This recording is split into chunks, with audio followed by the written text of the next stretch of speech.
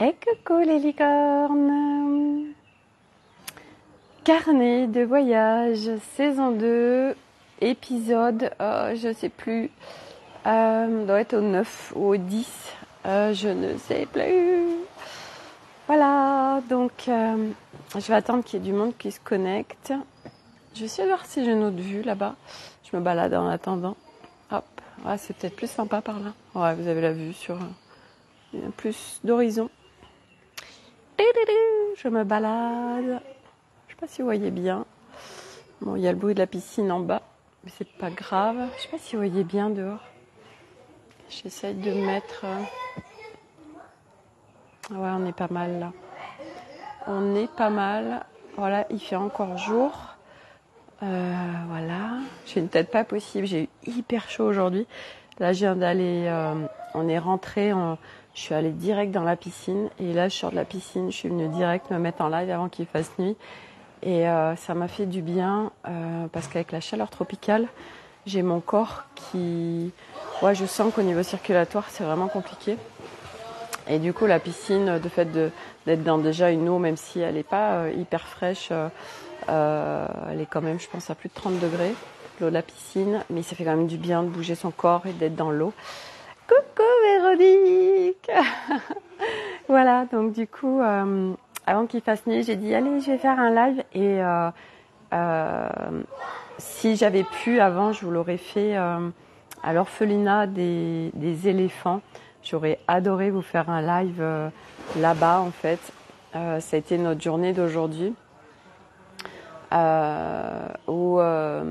ce matin, on a été prendre les billets.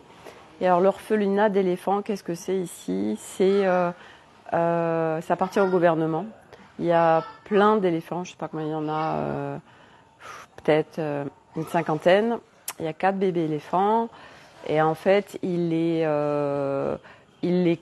garde puisqu'au au Sri Lanka, enfin dans la région en tout cas de Pinnawala, les éléphants en fait sont sous licence. Ça veut dire que le gouvernement vend des licences. Les éléphants, en fait, c'est comme si ils appartenaient à un propriétaire qui paye une licence, je sais pas si c'est tous les mois ou tous les ans, et pour en faire du business en fait. Et cet orphelinat, en fait, eux, c'est des éléphants qui sont pas du tout sous licence. Donc il y en a plein. Donc c'est un super grand endroit. Et il y a c'est des éléphants. Alors bon, ça peut être un peu controversé. On va dire qu'ils sont bien traités. On va dire qu'ils sont quand même à bon éloge, même si c'est vrai qu'à un moment donné, enfin moi en tout cas, idéalement pour moi un animal c'est en liberté. Voilà, mais bon, à défaut d'être dans l'industrie du tourisme, au moins ils sont pas maltraités. Même si moi j'ai vu des choses aujourd'hui qui m'ont pas plu. En fait, 2 fois par jour, ils les emmènent dans la rivière où je vous ai fait un live hier et ils vont les faire se baigner. Et en fait, ici, ils recherchent énormément les pourboires.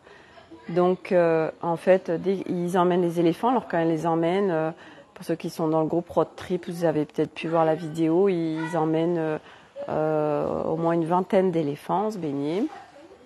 Et nous, en tant que touristes, on paye l'entrée de l'orphelinat et pour aussi aller les voir se baigner, voire on peut payer une prestation supplémentaire pour aller en fait auprès d'eux quand ils sont en train de se baigner, etc.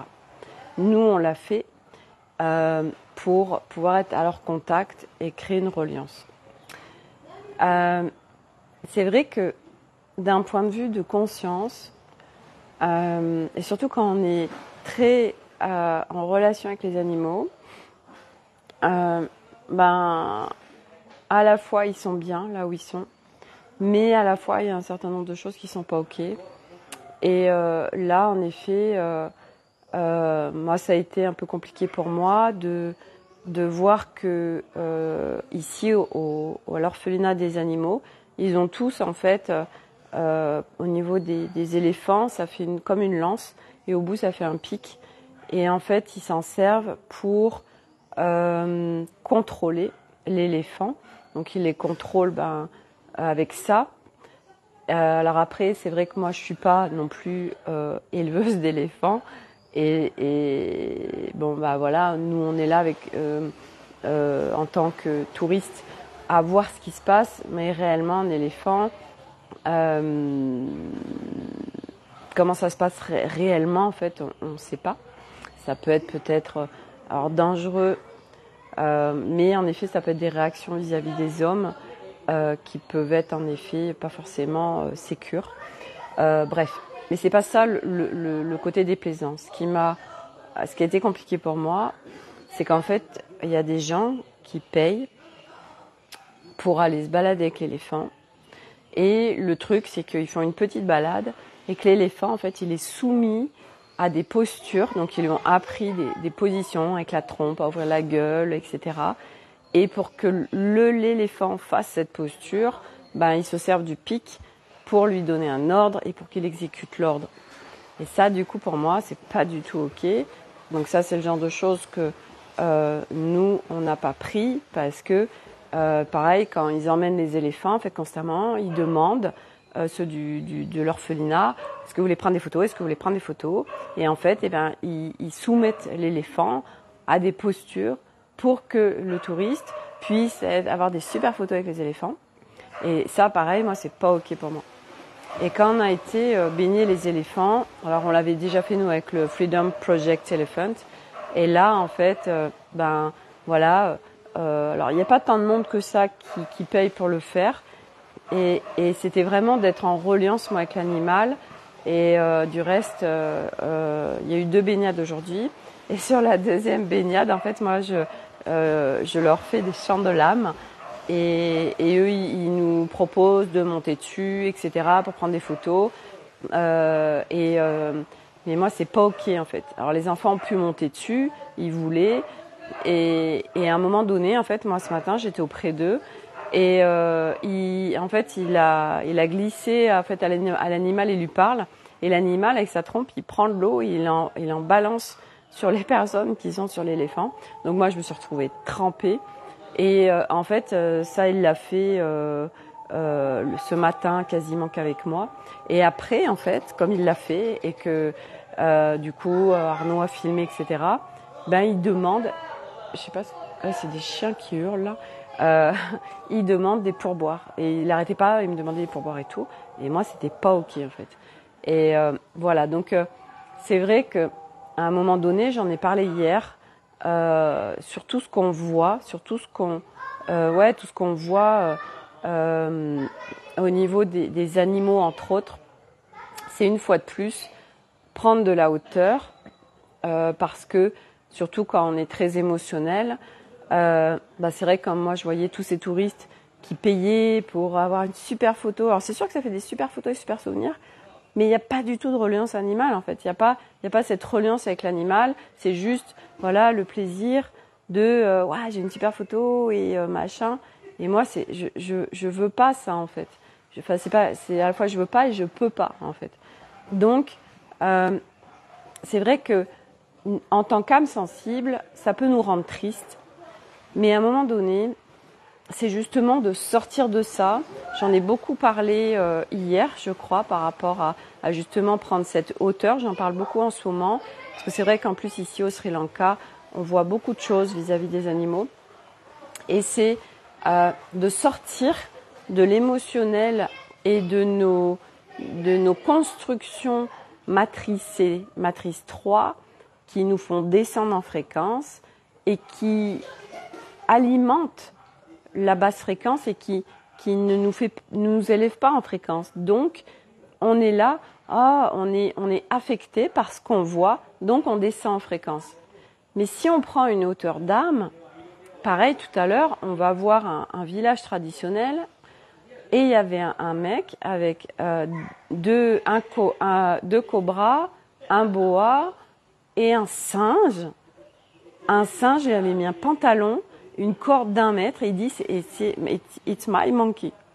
d'où c'est ton singe en fait. Le singe, il y en a partout en liberté, d'où tu captures un singe et tu le mets avec une corde.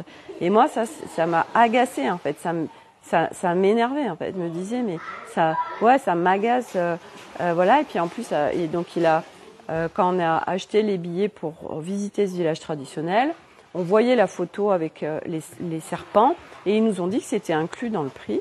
Et en fait, quand on a terminé, l'autre il nous demandait je sais pas combien et on lui a dit non, enfin on lui a donné un pourboire, mais c'était, enfin voilà, c'est du n'importe quoi. Et voir ce singe, vous voyez, c'est tous ces singes, ces macaques qu'on croise ici qui sont en liberté, etc. Et là, il y a un mec qui l'a capturé et qui voilà, c'est son jouet. Il lui a mis un pantalon, mais enfin bref. Et à un moment donné, c'est vrai que Coucou Nour, c'était ok. Alors moi, j'étais à un moment donné dans mon espace un peu émotionnel. Ça m'énerve de voir ça, ça me met en colère.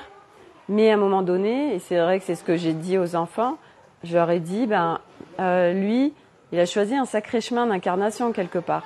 Parce que, en fait, pour nous les humains, mais c'est pareil pour les animaux, c'est pareil pour les végétaux, en fait, les âmes, quand elles viennent s'incarner, les âmes, on a tous un chemin d'incarnation. On vient cocher, tiens, moi j'ai besoin d'expérimenter ça, ça, ça et ça. Donc je vais vivre un certain nombre de choses. Et c'est vrai que pour les animaux, c'est pareil. L'animal, sur son chemin d'incarnation, ok, avant de s'incarner, c'est ok, je vais par exemple, vivre, j'en sais rien, l'esclavage animal, la maltraitance animale, parce que j'ai besoin de vivre ça, ça et ça, comme les humains. Je veux dire, on vient s'incarner en France, on vient s'incarner dans les pays où il y a la guerre, on vient s'incarner en Syrie, on vient s'incarner en Afrique, on va pas vivre du tout les mêmes expériences. Et donc tout ça, en fait, à un moment donné, c'est ok. Pendant un instant, j'ai mon humain matricé qui réagit, et puis sur l'instant d'après, c'est là, je suis en train de descendre en fréquence, donc de nourrir les basses fréquences, donc de donner de la nourriture à la matrice 3. Non, mon focus, c'est de m'élever en fréquence, c'est de passer des beaux moments, et moi, vis-à-vis de tout ça, je ne plonge pas dans l'histoire de ce que je suis en train de voir, l'histoire de cet animal, l'histoire de ceci, l'histoire de cela.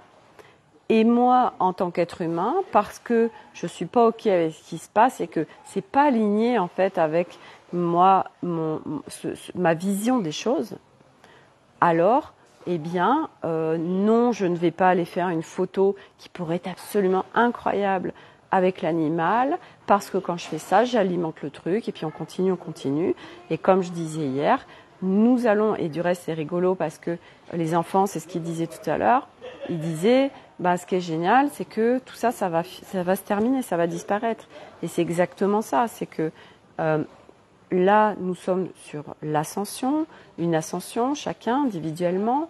Nous allons vers un nouveau monde.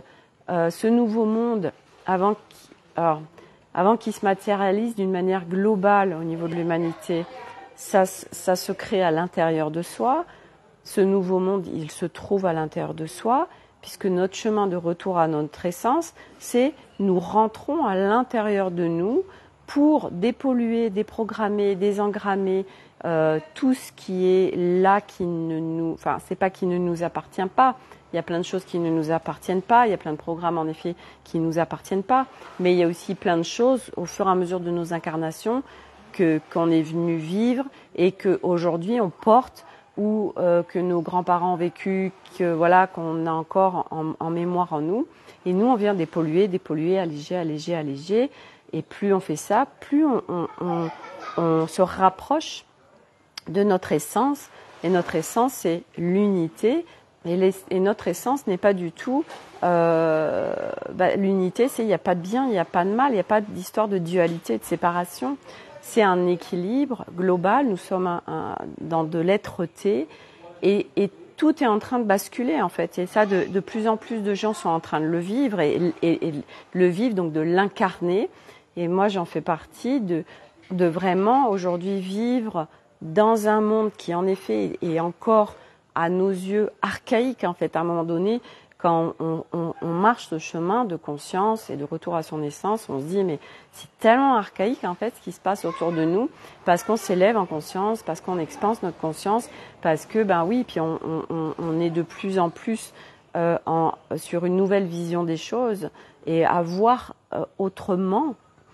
Et du coup, vivre vraiment dans son êtreté et dans son unité, bah, du coup, on le vibre parce que nous sommes défaits des engrammages, des programmes, des constructions matricielles qui nous déviaient de notre divin. Et du coup, nos vibrations s'élèvent, et nos vibrations sont de plus en plus connectées à notre essence divine. Et du coup, ben, se manifeste dans la matière à partir des vibrations qui sont là en nous, ben, une nouvelle réalité au milieu d'une grosse réalité qui peut se passer autour de nous. Mais nous, on vient plus vivre du tout les mêmes choses. Et c'est vrai qu'aujourd'hui, moi par exemple, l'autre fois, c'est ce qui m'avait interpellée, je sais plus où est-ce qu'on était. Et en fait, quand on est arrivé à l'hôtel, ils nous ont dit mais vous avez vu c'est ce qui se passe en France, mais c'est horrible et tout. Non, non, on ne regarde pas les informations. Et en fait, à un moment donné, on s'en détache de tout ça parce qu'on sait que quelque part, c'est une immense pièce de théâtre et qu'elle doit se vivre parce que chaque âme a plein de choses à vivre et que nous avons tous des plans d'incarnation différents. Nous sommes tous dans une unicité, ça veut dire que même si beaucoup et tous ceux qui sont sur ce chemin, nous avons le même fil d'Ariane, c'est-à-dire retour à notre essence, donc retour dans notre espace d'unité, donc expanser notre conscience et vivre en conscience et à partir d'une harmonie, un équilibre intérieur qui n'existait pas avant. Et du coup, à partir de là, on vient vivre une nouvelle réalité, parce que le nouveau monde, du coup, on le trouve en soi, et il se manifeste à l'extérieur de nous par nos vibrations, puisque tout ce qui se passe à chaque instant, l'expérience que nous sommes en train de vivre à chaque instant, l'expérience de l'instant, c'est une conséquence, une résultante de ce dont nous sommes porteurs en vibration. Donc, tout ça, quand on dit que c'est une pièce de théâtre, oui, on est pleinement acteur en fait. On n'est plus spectateur. Avant, on était spectateur. Avant, on errait parce qu'on ne savait pas. Donc, on subissait notre vie. On subissait. Et puis, on vivait par rapport à ce qu'on nous a enseigné, par rapport à ce qu'on croyait. Et là, sur ce chemin, on vient épurer. Vraiment aller, parce que notre essence, c'est pureté. Et du coup, on vit de nouvelles choses. Et l'extérieur... Donc, si on revient par exemple à tous ces animaux, mais c'est pareil pour beaucoup d'humains, parce qu'on voit de plus en plus d'humains qui vont mal, etc. Mais on ne rentre plus à plonger dans la douleur ou la souffrance de l'autre, parce que nous savons que ce qu'il est en train de vivre, et quoi que ce soit, ça fait partie de son chemin d'expérience. S'il est en train de vivre ça, c'est qu'il a les ressources pour le vivre, sinon il ne serait pas en train de vivre cette expérience-ci, mais il la vivrait autrement.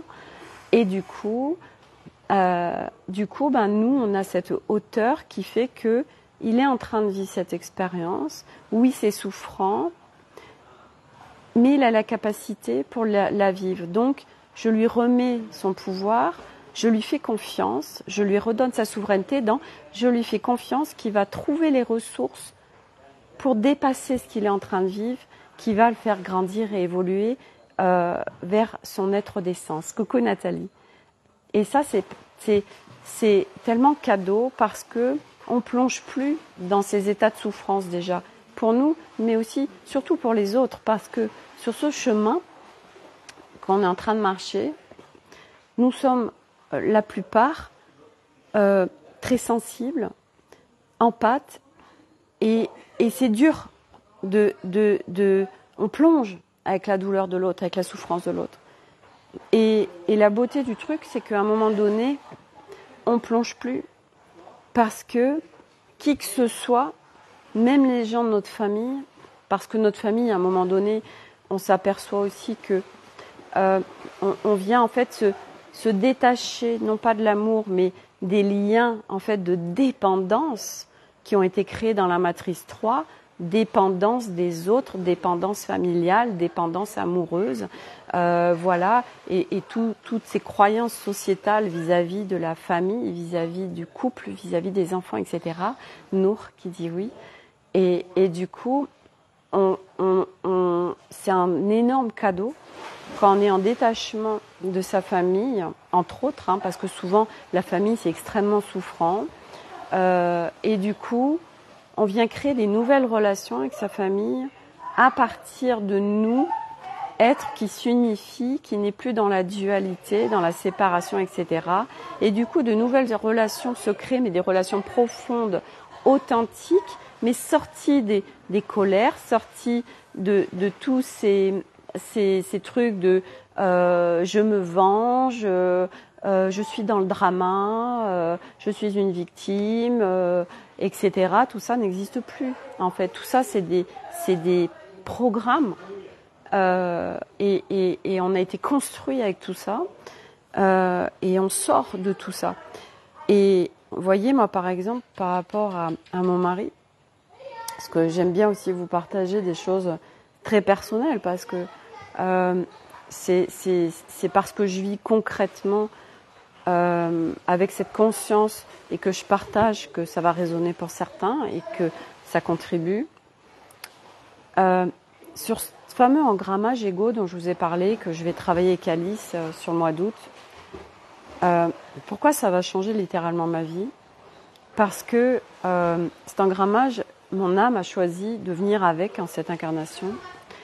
Et il y a cet engrammage égo, il y a un truc, c'est vrai que quand Alice me l'a partagé, j'ai dit oui, tellement. Moi, vis-à-vis des hommes, j'ai toujours eu, en fait, toujours, depuis toute petite, quelque part, une basse estime des hommes. Et depuis très jeune, en fait, même si les hommes,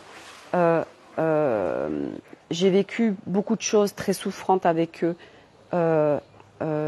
petite fille, enfant, ado, non pas dans mes couples, mais vis-à-vis de mon père et pas que, au niveau familial.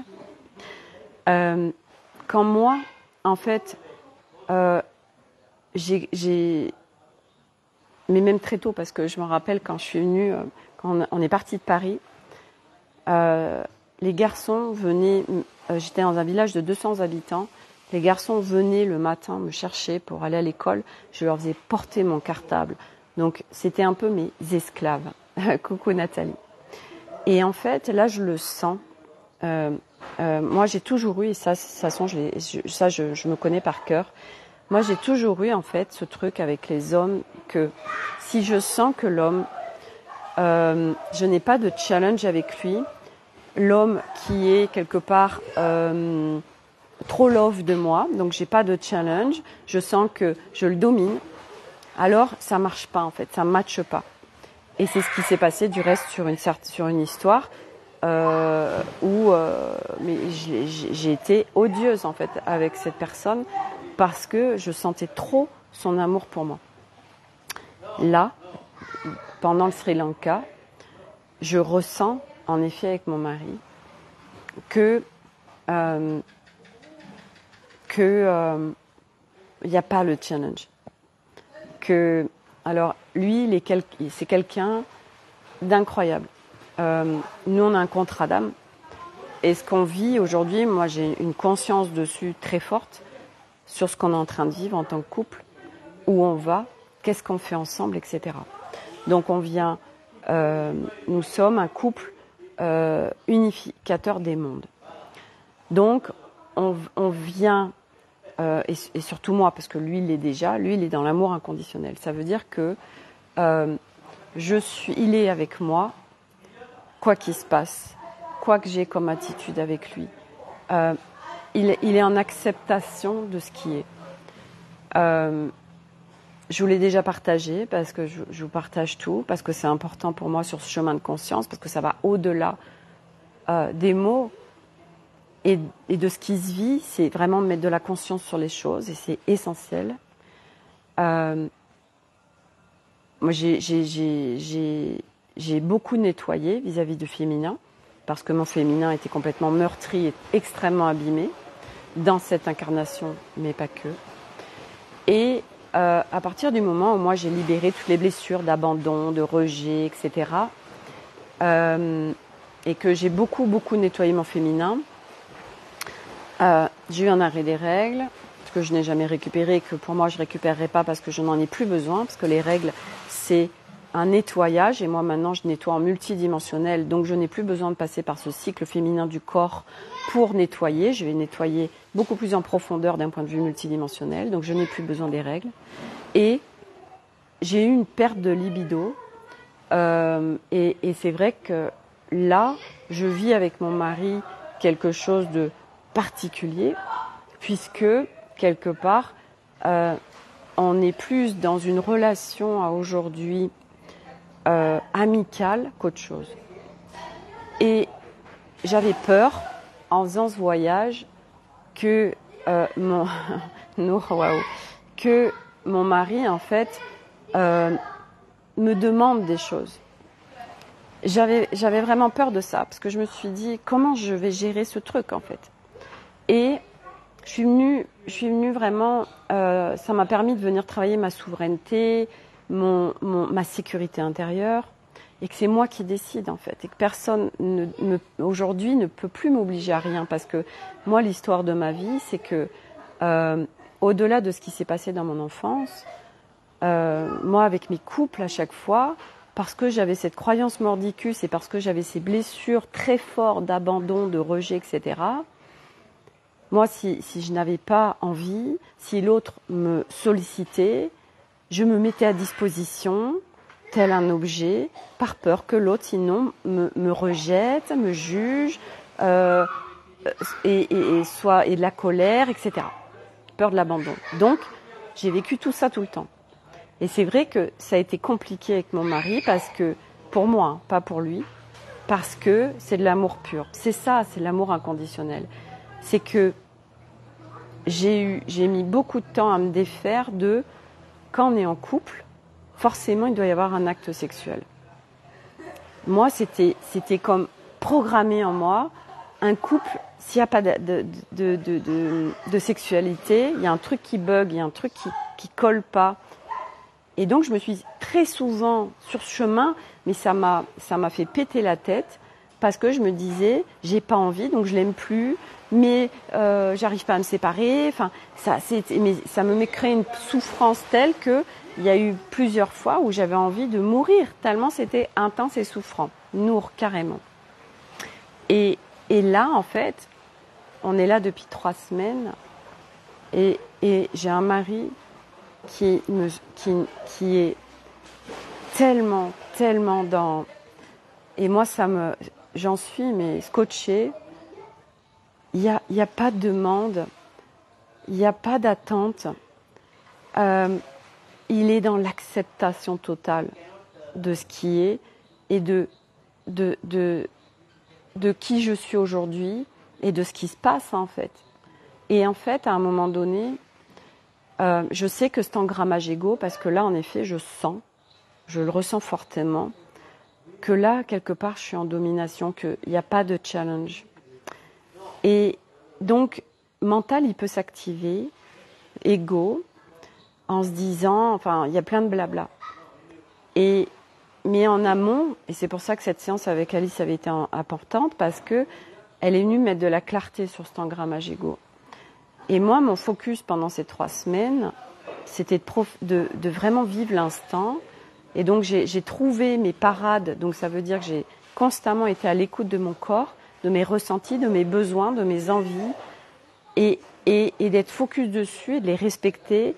Et que, au milieu du groupe, parce qu'on est des enfants et Arnaud, je puisse être au plus près de moi, me respecter pleinement, au milieu de ma famille, en fait. Et que je puisse vivre pleinement cette aventure.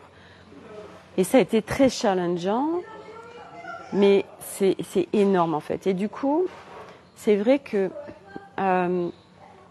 Voilà, mon mari, il est dans l'acceptation. En fait, c'est vraiment ça. L'acceptation totale de ce qui est. Et quelque part, je laisse pas ces parts l'idée qui pourrait m'embarquer dans des scénarios, des projections, parce que quelque part, je sais pas en fait. Je sais pas, et je veux pas savoir en fait ce qui va se passer demain. Aujourd'hui, mon focus, est ce que ça m'a appris ça ici au Sri Lanka, c'est vivre l'instant, c'est me ressentir, écouter mes besoins. J'ai une famille absolument extraordinaire, que ce soit mon mari, mes enfants, et de vivre l'instant, de jouir de la vie, de profiter, de m'amuser avec légèreté.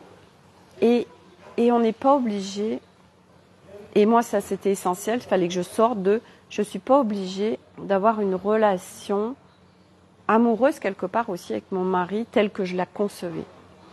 Donc c'est aussi pour ma part une acceptation de ce qui est actuellement et de aussi remercier d'être avec quelqu'un qui soit dans l'acceptation totale de moi tel que je suis aujourd'hui. Parce qu'aujourd'hui, il n'y a pas beaucoup d'hommes qui accepteraient ce qui est en train de se passer. Mais nous, ça va au-delà puisque c'est un contrat d'âme qui est là. Et ce qui joue, c'est vibratoire et ça va bien au-delà de tous nos engrammages matrice 3. Nour, c'est merveilleux. Ouais, c'est très particulier à vivre aussi parce que moi, c'est venu tellement me challenger tout ça.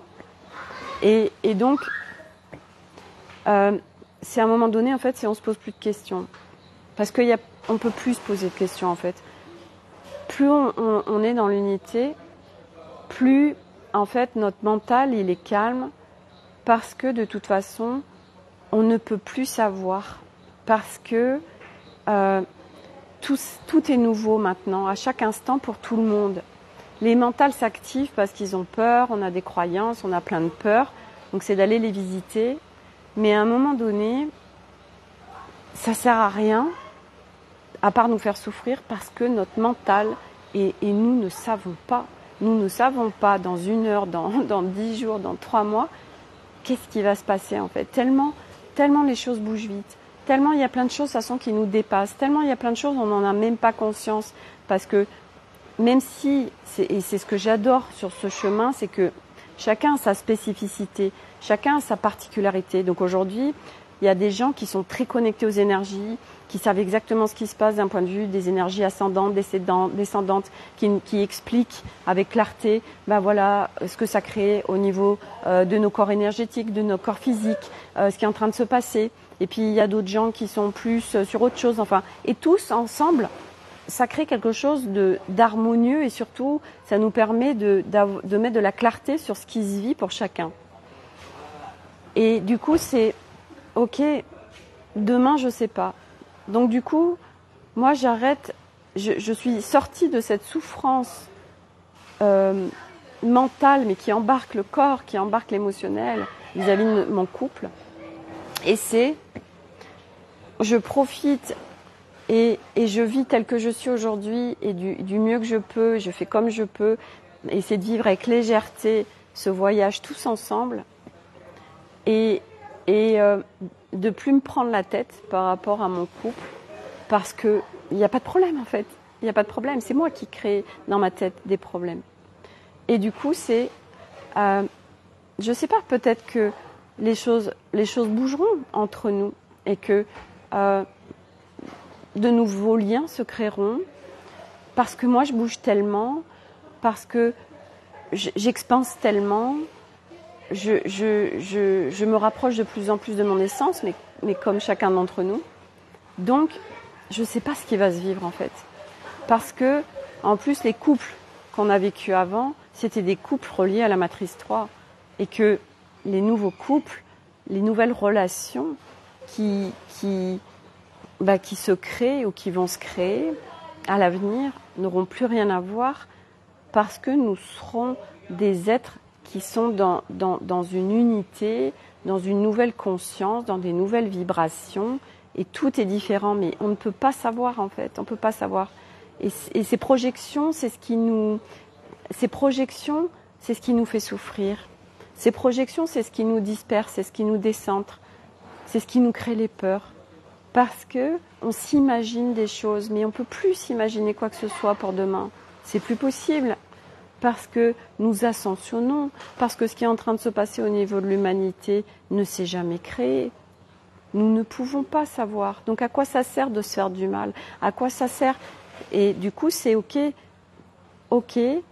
comment je fais pour sortir de ces peurs, de ces croyances, de ces schémas, de ces programmes, de ces engrammages? Mais aujourd'hui, ben voilà, c'est de plus en plus... Enfin, pour moi, aujourd'hui, quand vous me dites comment on fait pour sortir de ça ou ça, c'est vachement facile. Parce que ça fait des années que je le fais et que maintenant, c'est devenu mon quotidien. Parce que, je le rappelle, en parallèle de s'alléger, de désengrammer, c'est l'apprentissage de son nouvel humain. On est obligé de faire les deux en même temps. Sinon, c'est pas possible. C'est un apprentissage, c'est un voyage initiatique qu'on est en train de vivre. Et du coup, c'est aussi apprentissage pour monter ces vibrations, pour monter en fréquence, pour créer une nouvelle réalité. Nour, c'est puissant ton message, merci. Merci Nour. C'est pour ça que c'est tellement important pour moi de vous partager, mon intimité aussi. Parce qu'il y a, vous savez, moi j'ai cherché pendant un moment, j'ai cherché des témoignages, des personnes qui étaient sur ce chemin et qui pouvaient parler des couples, et j'ai jamais trouvé. Quelque part, je me suis débrouillée toute seule avec tout ça. Et puis mes accompagnantes, au fur et à mesure, bien évidemment, m'ont aussi aidée. Mais j'avais pas de témoignage en fait. Mes accompagnantes, elles vivaient pas ce que je vivais. Moi, j'ai eu personne autour de moi qui est venu me parler de tiens, je suis en train de vivre la même chose que toi. Et du coup, c'est pour ça que moi je vous le partage et que je vous partage mon intimité avec le plus d'authenticité possible, parce que ça c'est la magie aussi de ce chemin, c'est qu'on a de moins en moins de filtres en fait. Donc après on partage en pureté en fait, ce qui se vit réellement. Et c'est ça qui contribue, parce que du coup, à travers moi ce que je vous partage, il y a telle ou telle personne qui mais moi je suis en train de vivre la même chose, je suis pas toute seule. Et puis vous savez quoi, qu'est-ce que ça fait du bien quand on est en train de vivre des trucs qui nous font souffrir, de trouver d'autres personnes qui sont en train de vivre les mêmes choses, parce qu'on se dit mais je suis pas toute seule en fait. Et moi quand je suis pas en voyage comme ça, je suis constamment en train d'échanger avec des copines, et ça fait, en fait, c'est déjà le truc soutien de toi aussi t'es en train de dire ça, oh là là, moi aussi, et puis c'est déjà juste de savoir qu'on n'est pas tout seul, mais déjà juste ça soutient en fait. Donc pour moi, c'est tellement important de tout vous partager avec authenticité, et simplicité et naturel, et voilà, parce que surtout sur le couple, on va trouver tous ces trucs de sexualité sacrée, on va trouver tous ces trucs du féminin sacré, du masculin sacré, mais d'autres choses, et des gens qui vraiment vont se livrer, il n'y en a pas tant que ça en fait. Voilà, on va parler des concepts spirituels, on va parler du chemin de conscience, mais moi ce que j'adore vous partager, c'est pratico-pratique dans la vie, dans l'incarnation, ce qui se vit réellement en fait. Nathalie, comment tu peux contribuer au monde? Écris ton témoignage. Oui, je l'écris, mais où? Mon témoignage de vie, mon témoignage de parcours. Après, Nour, oui, sexualité sacrée, ça m'a plus embrouillé qu'autre chose. Fais un livre. Ouais, alors Nathalie, c'était pas la première à me le dire. Il y a beaucoup de monde qui me parle de ça. Et oui, je suis d'accord avec toi, Nour. Moi, c'est pareil, cette sexualité sacrée, ça m'a complètement mis dedans, en fait, parce que je m'étais fait, en fait, un film. Je m'étais fait, en fait, des croyances par rapport, justement, ça m'a encore plus fait souffrir vis-à-vis de mon couple, parce que je me disais, j'y suis pas, je vis pas ça, et comment je fais? Mais ça m'a embrouillé, enfin, ça m'a tout embarqué, en fait. Le mental, la part émotionnelle, mon corps, plus tellement de souffrance parce que je me jugeais, voilà, j'ai plus de sexualité dans mon couple, j'ai plus de libido, oh c'est pas bien, un couple il doit y avoir de la sexualité, ah puis cette sexualité sacrée, tu connais pas, machin, enfin ça m'a tellement fait péter la tête en fait ce truc. Et puis l'avantage de tout ça, je vais vous dire, c'est que à un moment donné, on lâche tout en fait. Juliette, coucou Juliette, je t'écouterai plus tard, oui. En fait, c'est que ce chemin, on est inondé d'informations. Sur le chemin de conscience, sur la spiritualité, sur le machin, sur bidule, sur les concepts, enfin bref, il y en a partout. L'avantage, c'est que ça nous force à reprendre notre souveraineté, ça nous force à trouver ce discernement en nous, ça nous force à lâcher en fait, parce que ce chemin de retour à son essence, c'est de tout lâcher en fait, de tout lâcher et de, je suis mon propre référentiel. On lâche tous les référentiels extérieurs parce qu'on a été construit pour être constamment avec les repères extérieurs, les référentiels extérieurs, les béquilles et les piliers extérieurs, les épaules extérieures.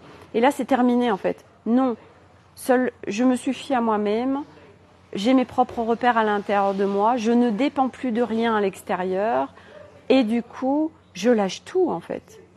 Véronique, ne prendre que ce qui résonne, carrément. Carrément. Et bien ça fait partie aussi du chemin en fait. Moi, je sais que j'étais hyper influençable. Et je pouvais penser à un truc, et si y a quelqu'un qui m'inspirait ou qui était une de mes mentors, une de mes accompagnantes me disait un truc, mais moi c'était tout ce que moi je pensais ou je croyais, je mettais tout à la poubelle en fait. Et parce que ça fait partie du chemin de reprendre sa souveraineté et de trouver en soi ses propres repères et de trouver en soi son discernement. Et ça fait partie du chemin. Donc, on vit plein d'étapes les uns les autres et puis on ne les vit pas tous de la même façon. Et du coup, oui, c'est... voilà, et moi, c'est vrai qu'aujourd'hui, j'ai tout lâché, en fait. Et j'ai arrêté aussi de me prendre la tête. Fait une masterclass, c'est top. Alors, une masterclass sur quoi, Nour ? En fait, c'est aussi tous ces trucs... Nathalie, ne jamais croire qui que ce soit vit l'expérience. Exactement, tellement. Ouais, mais c'est ça. Mais nous, on a été programmés pour croire les autres et nous à ne pas nous faire confiance. Et depuis tout petit, on est engrammés comme ça. Et en plus, on est des âmes, toutes ces âmes qui sont venues s'incarner pour aller au retour à leur essence, pour ascensionner. On est tous un peu sur les mêmes schémas en fait, sur tout ce que tu partages. Ouais. Je prends vos idées parce que c'est vrai que je sais pas comment contribuer plus. J'ai tellement quand j'ai discuté avec Ego hier et il m'a dit j'ai tellement envie d'être utile et du coup il m'a balancé plein d'images et plein de choses, mais c'était plus en présentiel.